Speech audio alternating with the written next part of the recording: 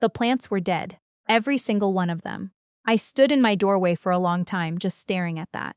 It was stupid, I know. My sister had just walked out of my house with 2 garbage bags full of my things, and I was fixating on 3 dried-out succulents on the windowsill. But the plants hit me first. She hadn't watered them once in 6 weeks. She'd been coming in and out of my house this entire time, and she hadn't watered them once. I want to back up. 6 weeks before I came home to dead plants and empty shelves, I was in a car accident on I-75 outside of Cincinnati. A semi clipped my rear bumper at highway speed, and I spun out across 2 lanes. I don't remember the impact. I remember waking up in a hospital bed with a tube in my arm and my left wrist in a hard cast, and a nurse telling me I'd fractured 2 ribs and had a moderate concussion. She said I was lucky. She said it like that, lucky, and I believed her at the time. I'm 31. I work remotely as a technical writer for a software company out of Austin. I've lived alone in my apartment in Columbus for 4 years. I like it. I have a standing desk and a good chair and a little balcony where I kept the plants. And it's the first place that has ever felt like mine completely. My sister is 3 years older than me. We were never close the way people imagine sisters are supposed to be. She borrowed things and didn't return them. She canceled plans. She had a habit of making every hard moment in my life somehow about her own feelings. But she was family, and when I was in the hospital and couldn't reach my landlord about the situation, she offered to check on my apartment. I gave her my spare key. That's the part I keep coming back to. I gave it to her. I was in the hospital for 11 days. The concussion meant I couldn't look at screens for the first week, so I wasn't reading emails or checking in on anything. My company was understanding. My friends sent flowers. My sister texted me 3 times the whole time, once to say she'd picked up my mail, once to say everything looked fine, and once to send me a photo of herself at what appeared to be a birthday dinner, captioned, "Thinking of you, babe. Get well soon." I didn't think anything of it. I was on pain medication and trying to sleep more than 4 hours at a stretch. When I was discharged, I took a lift from the hospital because my car was totaled, and my sister said she couldn't get away from work. I had a broken wrist, 2 bruised ribs, and 1 bag of things my friend Tamsin had brought me from home during the first week.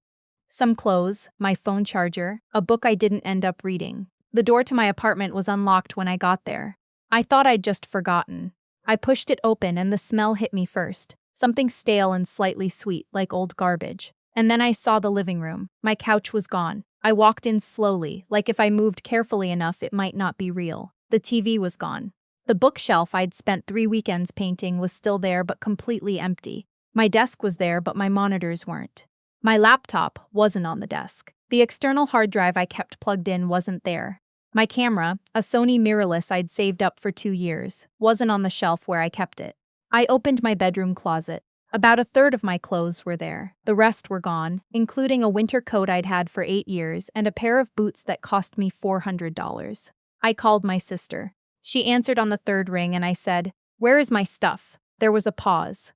And then she said, very carefully, "I was going to explain everything when you were feeling better."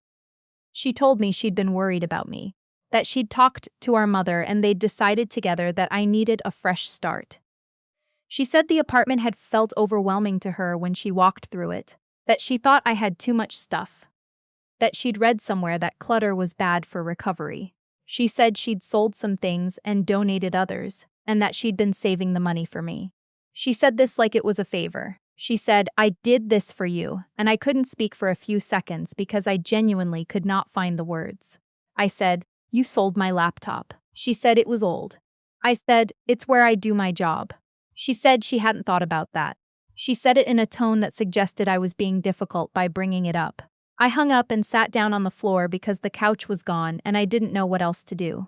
Here's what I found out over the next several days, mostly through conversations I didn't want to have and records I had to fight to get access to.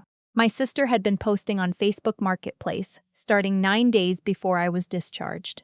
She sold my television for $200. She sold my couch for $350.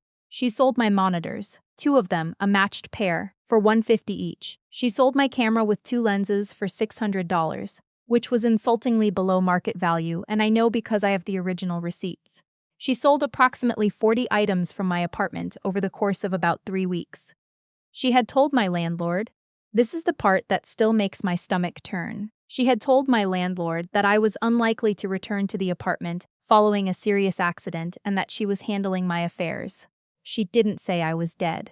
But she implied something bad enough that my landlord had given her expanded access to the building. A conversation she'd had with him on the phone that he told me about later, clearly uncomfortable, clearly realizing he'd been manipulated. She had also, I found out from a cousin, posted a vague update in our extended family group chat saying I'd been in an accident and was touch and go, and that any support for the family would be appreciated during this difficult time.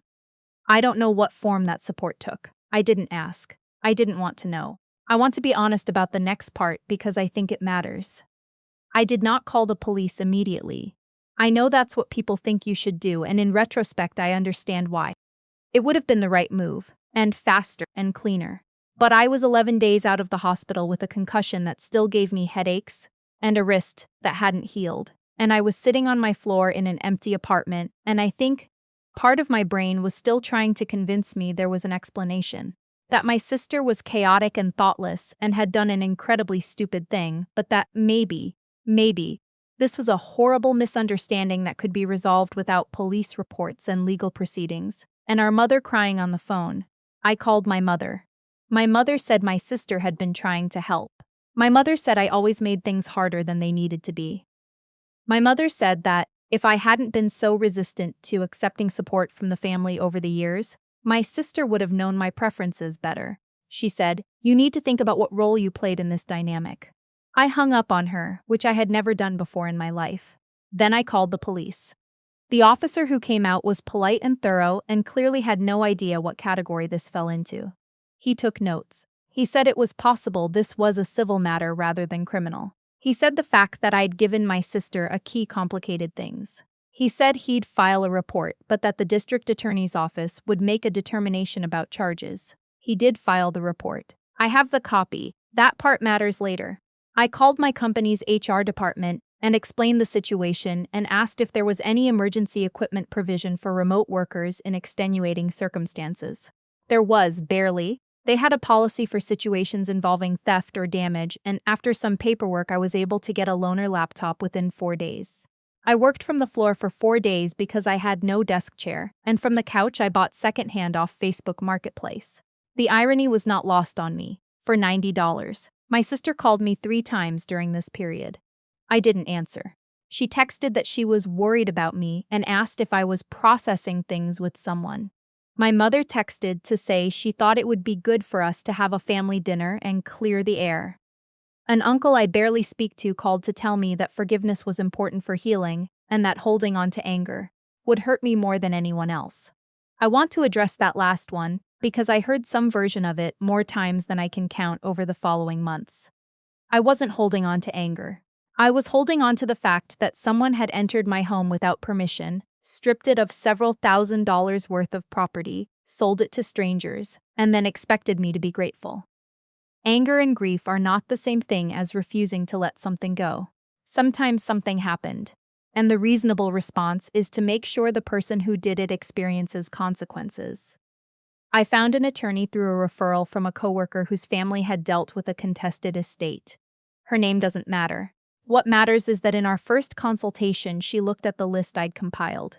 Every item, every estimated value, every receipt I had, every Facebook Marketplace listing I'd been able to screenshot before my sister deleted them. And yes, she deleted them, which tells you what you need to know about whether she understood what she'd done.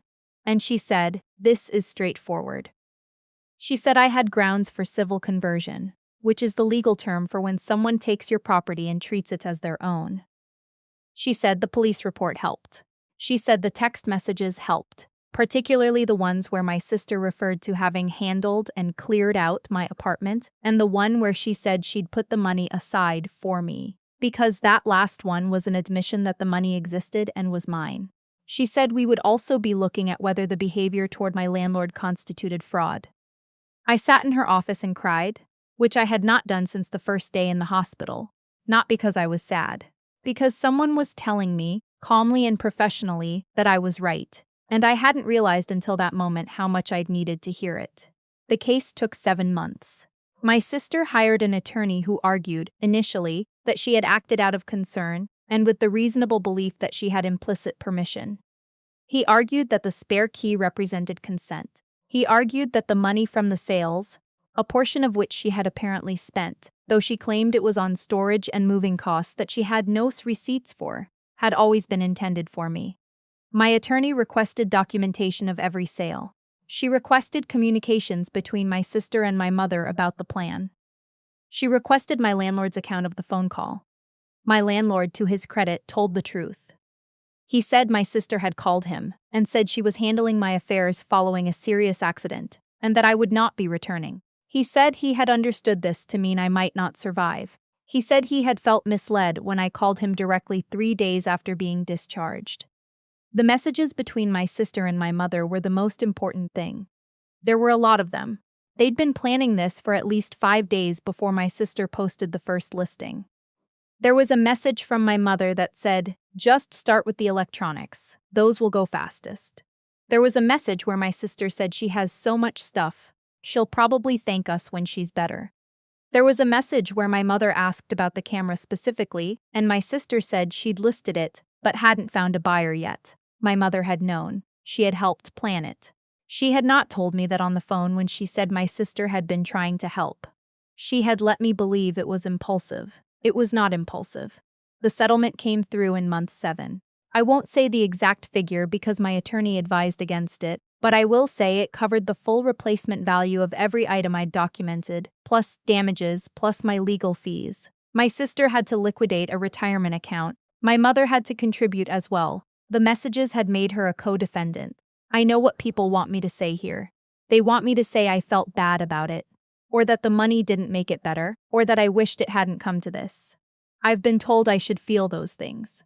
Relatives called me during the case. A cousin left a voicemail saying I was destroying the family. An aunt sent me a letter, an actual paper letter, asking me to consider dropping the suit because my mother's health couldn't handle the stress. I did not drop the suit.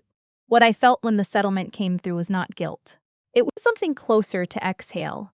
Like a sound my chest had been holding for 7 months finally got to come out. The week after the settlement, my mother called me. I answered because I wasn't sure I'd ever be ready if I waited until I was ready. She said, "I hope you're happy now." I said, "Not particularly, but I'm done." She said, "You've punished us enough." I said, "I haven't punished you at all. A judge determined what you owed me. That's not punishment. That's a bill." She hung up. I haven't spoken to her since. I haven't spoken to my sister since. It has been 14 months. People ask me if it's lonely. I understand why they ask. The answer is that it's quieter. There's a difference, and I spent a long time confusing them.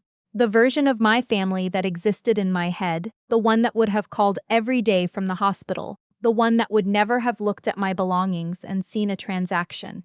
That version is gone, and I do miss her. But the people who planned, while I was unconscious in a hospital bed 200 miles away, how to most efficiently sell my camera and my television and my couch. I don't miss them. I don't have room to. My apartment is full again. Different things, mostly. New couch, same standing desk. The balcony has 6 plants now, which is more than I had before. I water them every Sunday. I didn't get the camera back. The buyer, whoever they were, was a third party and not part of the suit. I've looked at the same model a few times online. I'll buy one eventually. I'm in no rush. What I want, if there's anything I want people to take from this, and I'm aware that sounds like I'm wrapping something up neatly, and I'm not sure it's neat, is just this. I spent so much time in the early weeks wondering if I was overreacting. Not because I thought what they did was okay, but because it was my mother and my sister and I had been taught my whole life to make room for them. To adjust. To consider their feelings before my own. To ask whether there was some angle I hadn't considered, some way I'd contributed, some softer interpretation that might let everyone walk away intact. There wasn't. Sometimes there isn't, and it took me 7 months in a courtroom to stop looking for one. The plants are doing fine.